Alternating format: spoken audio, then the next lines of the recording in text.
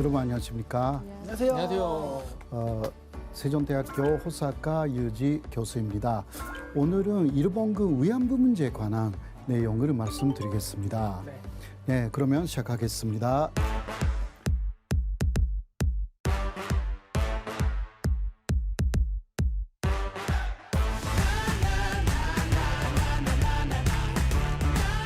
자, 먼저 요새 일본군 위안부 제도가 콘찬제였다.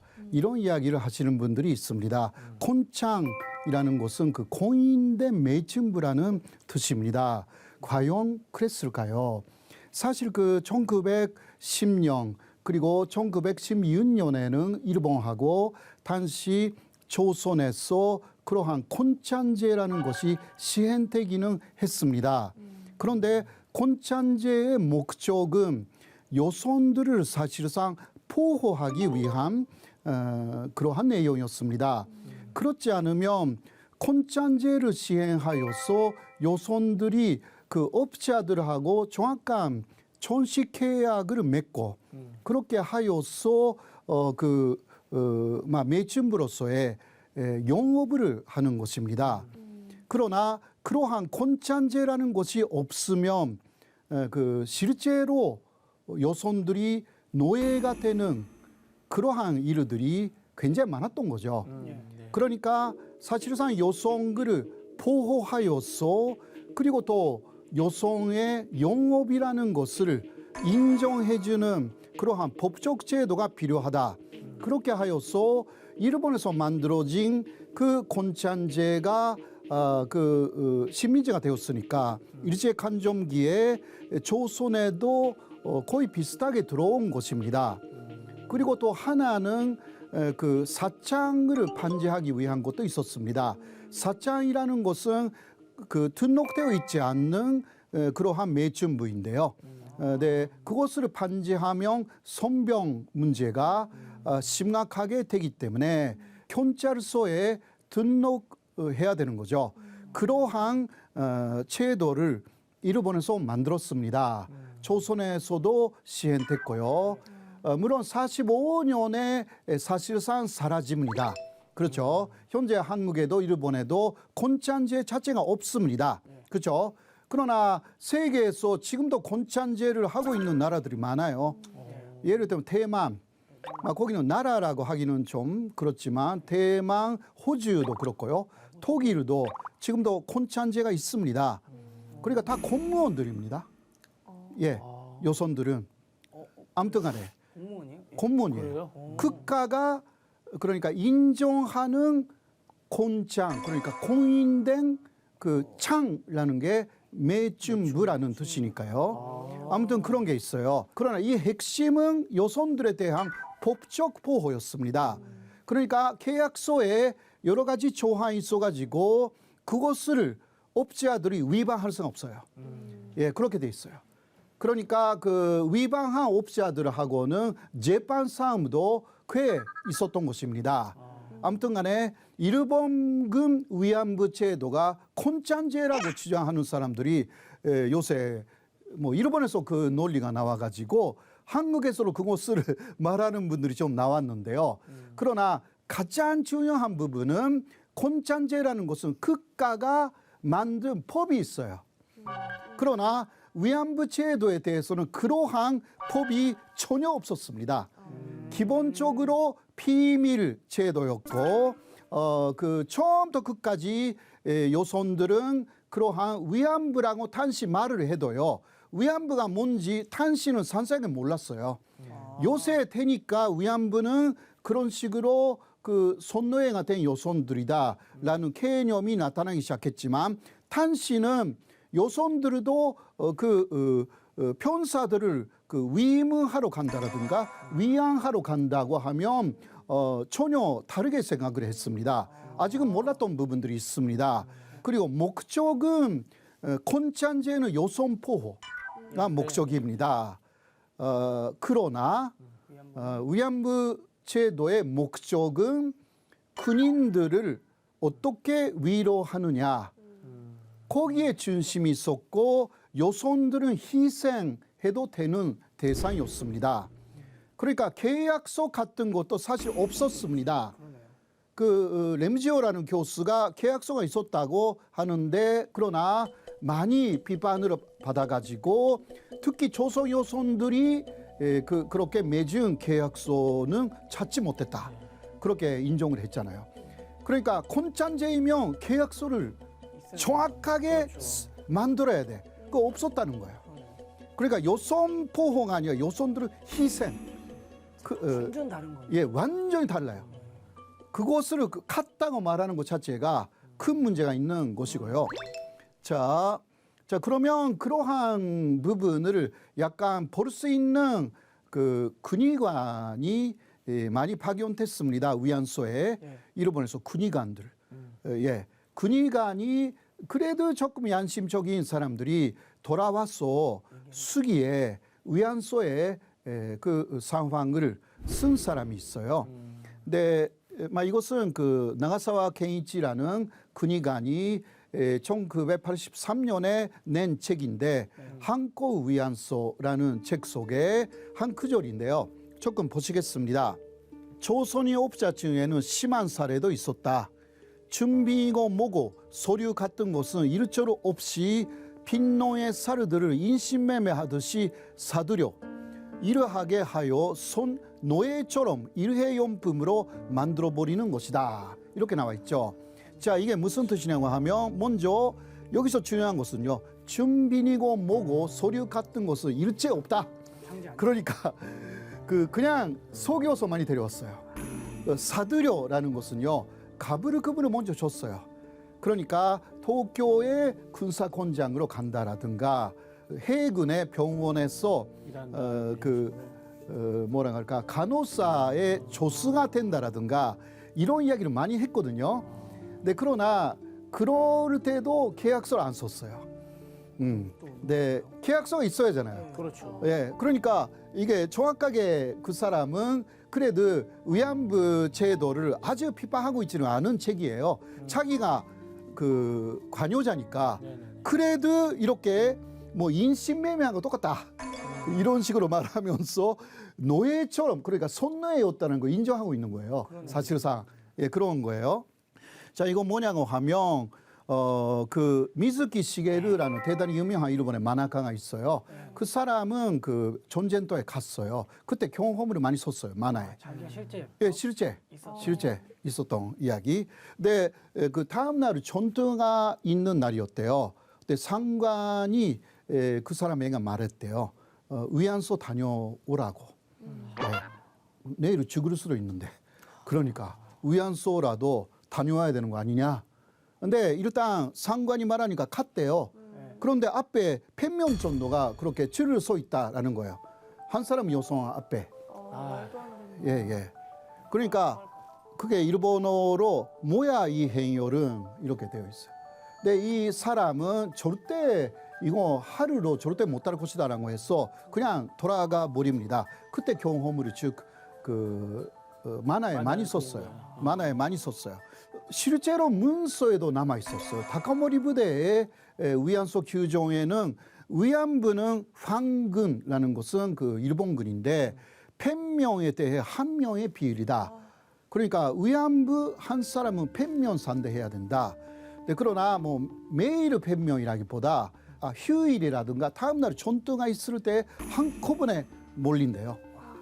그러니까 어떤 그 위안부 피해자 할머니가 70명까지 받을 수밖에 없었다라는 증언을 한 적이 있습니다. 많은 분들이 믿지 않았거든요. 설마. 그런데 이게 문서로 정확하게 남아 있어요. 그리고 피고용인 위안부 요급 이런 사람들은 그 산책구역이 제한되어 있었습니다. 멀리 못 갑니다. 이게 같은 문서에 있는 산책구역인데 이거는 세로 50m, 가로 100m 정도밖에 없습니다. 거기서 나갈 수가 없는 거예요. 이게 그러니까 노예 상태다라는 그러한 실태였던 것입니다. 예, 물론 그 돈을 갚으면 조선에 돌아갈 수 있었던 거 아니냐 이런 사례가 없는 것도 아닙니다. 그러나 그거는 이유가 더 좀 있었거든요. 위안부로 보통 2년 그 정도 지나면 막 이런 이야기도 하기가 약간 그러는데 요손들을 바꿔야 돼요. 그렇게 되는 거예요. 무슨 말인지 아시죠? 이게 몸이 너무 엉망이 돼버리는 거예요. 그러니까 2년 정도가 되면 그냥 가. 가불금도 다 갚았으니까 가. 버리는 거네요. 예, 버리는 거죠. 그렇게 해도 당시의 상황에서는 자신이 그런 생활을 했다라고 말을 할 요소는 없어요. 말 그걸 못하죠. 어떻게 얘기를? 예, 그게 참. 그것을 다 알고 있었다는 거죠. 군부에서는 다 알고 있었기 때문에 그냥 가고 다시 데려오는 것입니다. 새로운. 예, 이런 식으로 해서 그게 1937년 12월부터 45년까지 이어졌습니다. 아마 8년 정도. 그러니까 2년 정도 한번 갈아버리면 이게 4번 정도 그렇게 많이 데려온 거예요. 그리고 돈은 먼저 가부르급으로 줬기 때문에 그 돈은 회수해야 되니까 기본적으로 금표로 돈을 줬어요. 그것은 나갈 때 천사하는 것인데 그러나 금표였기 때문에 특히 전쟁 끝났을 때는 제로가 됐어요. 그러니까 사실상 45년까지 위안부 생활할 수밖에 없는 요손들은 한 푼도 받지 못했고 중간에서 많이 또 전투에서 많이 죽임을 당한 그런 것도 사실 사진으로서도 남아 있고요. 특히 영국군하고 일본군이 보마, 미얀마에서 싸우고 있었죠. 근데 그 제존선의 조선 요손들이 거의 연행된 것입니다.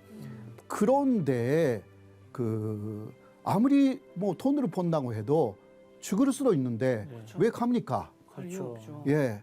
그리고 콘짠제라고 하면 조선에서도 일본에서도 있었기 때문에 그런 데 있으면 되는 것이지 왜 그런 데까지 자발적으로 갑니까?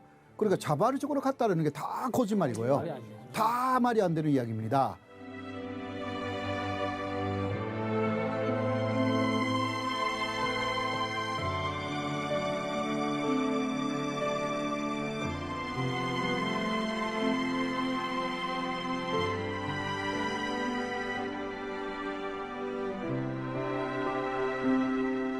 자, 조선 요손들에 대해서는 지업 사기가 대단히 많았습니다. 아무래도 완전히 납치해서 가는 것은 그렇게 많지는 않았어요. 왜냐하면 당시 조선도 법에 있는 사회였기 때문에 그거 못했어요. 그러나 조선, 일본, 대만에서는 지업 사기가 보통이었고요. 그러나 다른데 중국에서는 일본은 사왔기 때문에 중국에서는 납치예요. 예, 완전히 납치. 예, 그거는 다 증거가 있고요. 그리고 일본이 지배한 예를 들면 인도네시아는 네덜란드가 지배하고 있었죠. 그 네덜란드 지배를 엎어버려 가지고 일본 지배를 했는데 네덜란드 요손들을 포로로 만들어서 그 포로 요손들을 위안부로 만들었어요. 예. 이런 것은 다 문서로 남아 있고 한국 요손만 있었다고 생각하는 분들도 있는데 아니에요. 그러네요. 일본군이 가는 데마다 다 그렇게 했습니다. 아무튼 전체를 보면 일본군 위안부 문제가 얼마나 심각했는지를 알 수가 있는데요. 아무튼간에 뭐 간호사가 된다라든가 자벽을 한다, 해군 병원에서 뭐 그런 이야기라든가 기타 여러 가지 이유로. 다 거짓말. 예, 다 거짓말. 그러니까 계약서 같은 거 쓰지 않아도 돼. 말로 했어. 말로. 그 이유도 있어요. 간제 동원이 전혀 없었던 게 아니지만 아까도 이야기했지만 중국에서 가장 많았어요. 한국 안에서는요. 예를 들면 우리 마을에서는 5명 여성으로 내야 된다. 예, 이러한 몇 년이 들어졌을 때도 있습니다. 그거는 위안부가 아니라 근로대라는 게 있었잖아요. 그쪽으로 간다. 그런데 중간에서 위안부 쪽으로 돌려버리는 이런 것도 좀 있었고요. 중국은 정말 심했어요. 다 일본 군인들 민가로 침입해가지고 요손들이 있으면 다 잡았어요. 예, 정말 심했어요. 예. 그러니까 당시 일본군이 마을을 점령했다라고 하면 먼저 중국에서는 젊은 요손들이 어딘가에 도망갑니다. 예, 집 안에 숨어 있으면 진짜 위험했어요. 무섭겠다. 뭐 아까 이야기한 포로를 강제 연애했다라는 것은 호주 쪽이나 그리고 인도네시아에서 실제로 있었고 이런 죄를 저지른 군인들은 전후에 미급 시급 전범재판이 일본이 아니라 각지에서 했어요. 거기서 사형이 된 군인들도 있습니다. 그러니까 그거는 kon식 문서로 남아 있어요. 그러한 위안부를 간제적으로 연행해서 아주 죄를 저질렀다라는 게 군사재판에서 다 그게 재판 기록으로 남아 있습니다. 우리는 오히려 한국의 이야기만 하니까 한국은 취업 사기니까 그런 완전한 간제 동원이 안 보이는 부분이 있잖아요. 그러나 취업 사기도요. 처음은 사기지 마지막은 간제 연애입니다. 그렇죠. 폐를 태우면 이제 되돌아갈 수가 없어. 없으니까. 그리고 위안소에 들어가 버리면 이제 군인들이 다 있으니까 도망갈 수가 없어요. 예, 만주에서는 큰부 안에 여손들을 사냥해오는 부대가 있었던 겁니다. 예. 그것을 거기 증오한 할아버지의 손자가 지금 일본에서 많이 증오하고 있어요. 예. 제가 얘기해 준 거를. 네네네. 할아버지가 말했대요. 울고 있는 여성이 있었다. 그런데 왜 울고 있냐? 할아버지가 물어봤는데 속아서 왔다. 혹은 납치당해서 왔다. 그렇게 말한대요. 그때 그 할아버지가 말했대요. 너 위안부 해. 왜냐면 지금 도망가면 죽임을 당하는 거 아니냐. 이거예요. 그런 증오들이 꽤 있어요. 아무튼 간에 그런 군인들이 다 지키고 있는데 도망갈 수 없어요. 그쪽 어떻게 도망가요? 네. 그런 것들이 많았고요. 자, 어린 소녀들을 또 연애했습니다. 일본에서는 21세 이상만 이게 비밀 서류에 있거든요. 그래도 위안부라고 해도 21세 이상만 데려가자. 이런 게 있었는데 전혀 지켜지지 않았고요. 이거 보면 18세, 16세. 이 문서에서는 16세가 가장 어린 나이고요. 이거는 당시 한국 나이하고 똑같고요. 일본은 지금 일본은 만으로 하죠. 그럼 45년까지는 한국하고 같은 세는 나이로 했어요. 그러니까 16살이라고 하면 만 14살이나 15살이에요. 그런 여성들이 굉장히 많은 거예요. 이거는 필리핀의 사례입니다. 필리핀 쪽의 사례. 조선 여성들은 세계 여러 곳에 갔거든요. 여러 곳에 연애됐습니다. 자, 이것도 여기 보면 15살 같은 필리핀의 요양소에서의 선명 검사를 했기 때문에 다 남아 있어요. 이런 게 15살이 가장 어려요. 그러면 만 13살 혹은 14살 그렇게 어린 여성들도 다 연애한 거예요. 일본이. 그렇게 하여서 위안부 합의를 하기는 했습니다. 2015년 12월 28일이었습니다. 당시 박근혜 정권하고 일본의 아베 정권이 위안부 합의를 맺었습니다. 그렇게 하여서 다 끝났다는 식으로 일본은 말하는데 그때 사실 정권이 조금 일본에 말려 들어간 게 없지 않아 있었어요. 왜냐하면 일본은 법적 책임은 절대 인정하지 않습니다. 법적 책임이라는 것은 내가 진짜 잘못됐다라는 것을 인정하는 것입니다. 일본은 인정해서 사과는 하기는 했어요. 그러나 그 사과는 인도적인 차원에서 우리는 잘못은 하지 않았다. 그래도 고생시켰다. 그 중에는 평글을 앓거나 죽은 사람도 있었다. 우리는 잘못은 없었지만 그렇게 고생시켰기 때문에 미안하다. 이거예요. 말도 안 돼. 무슨 말인지 아시죠? 진짜. 그러니까 법적 책임이라는 것은 내가 정말 죄를 지었다는 것을 인정하는 것입니다. 그러나 그러한 인도적 차원에서의 사과라는 것도 있어요. 네네. 자신의 잘못을 인정하지 않고요. 예를 들면 오해가 있었다면 미안하다. 이건 비슷한 말입니다. 그러네요, 진짜. 네네. 네가 오해한 게 잘못이다라는 이야기니까. 미안하다 뭐 이러는 거 아니에요? 그러니까요. 그때 15개는 쳤어요. 106억 원 당시의 돈으로. 그 돈으로 그냥 다 해결하려고. 잃어버린 부자 국가니까 돈 얼마든지 낼 수가 있어요. 그 문제는 과거에 잘못됐다는 거 절대 인정하지 않는 거. 그러니까 그걸 원하는 그러니까 돈이 사실 문제가 아닌 거예요. 예, 위안부 그 피해자분들도 지금 한국 정부의 지원도 많이 받아요. 그렇기 때문에 돈이 문제가 아니라고 다 말합니다. 가장 핵심적인 부분 빼고 뭔가 다 그 15개인 줬으니까 다 끝난 거 아니냐. 그런데 그 이후에 아베 신조 단시 촌이라든가 스가 단시 관반 장관이나 유엔 일본 대사라든가 다 계속 말했어요. 그 위안부가 강제 연행되었다라는 증거는 없습니다. 그러니까 유엔의 인권위원회에서 그러면 왜 합의를 했냐고, 그때 왜 사과를 했냐, 이렇게 계속 일본을 비판을 해요. 그리고 일본은 국가인권위원회가 없는 나라예요. 예, 왜 없을까요? 그렇게 하면 강제징용 문제나 그 위안부 문제를 철저하게 조사를 해야 돼. 일본 안 했어. 그거 안 하고 싶으니까 절대 안 만들어.